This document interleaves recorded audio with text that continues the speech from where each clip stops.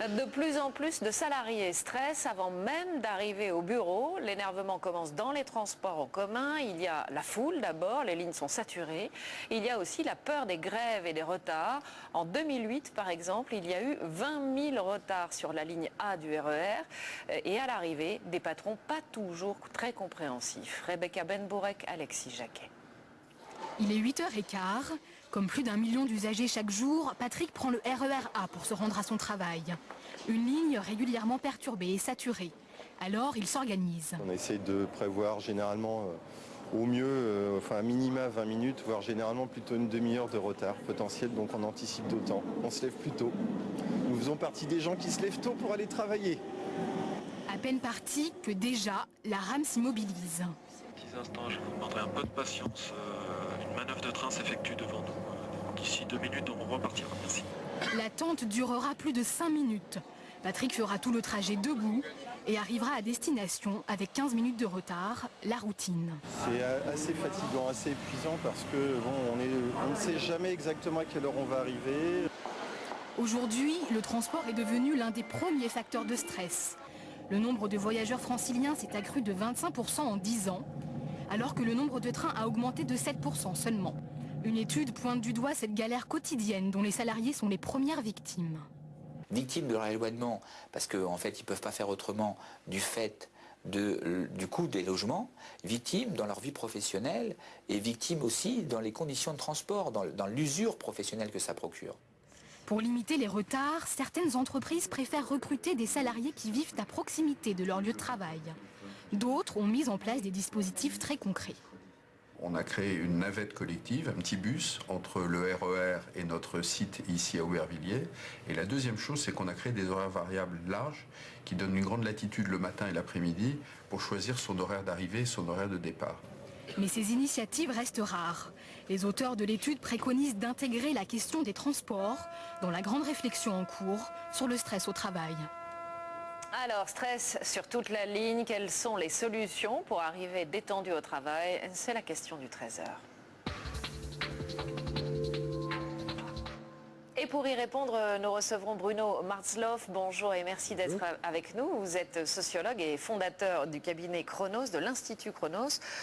On revient d'abord sur le diagnostic. Qu'est-ce qui a changé en 50 ans pour tous les salariés qui vont à leur travail? Le grand problème, c'est l'accroissement de cet écart entre le domicile et le travail. Un chiffre, en l'espace de 40-50 ans, on est passé d'une moyenne de 3 à 4 km parcourus par ce salarié à environ 40 km. Alors certes, on a des moyens plus puissants et plus rapides pour parcourir ces chemins. Il reste que, au total, ce sont des écarts qui sont insupportable à la fois pour beaucoup de salariés et surtout, on l'a vu dans votre reportage, insupportable pour le système. Le système n'est pas calibré pour répondre à ces sollicitations. Alors, essayons d'entrevoir des solutions. Qu'est-ce qu'il faut faire? Est-ce qu'il faut multiplier le nombre de trains, de bus, de voies périphériques? La réponse classique consiste à rajouter des infrastructures sur des infrastructures.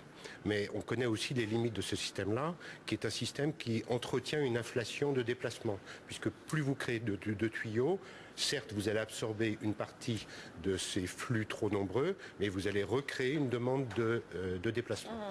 Donc en fait, on est en train de chercher des solutions ailleurs, comme celles qui ont été formulées tout à l'heure. C'est-à-dire, est-ce qu'on ne peut pas réfléchir à étaler les flux, les trafics? Donc ça, c'est...